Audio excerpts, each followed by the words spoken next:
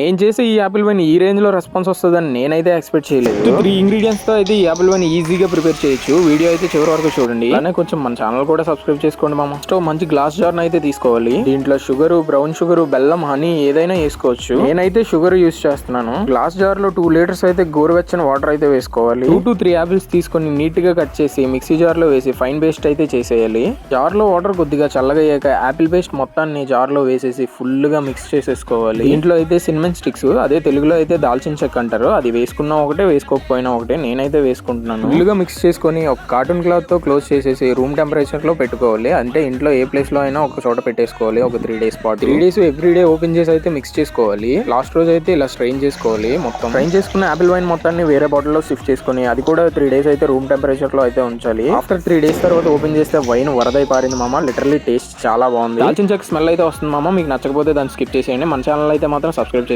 Hello bye.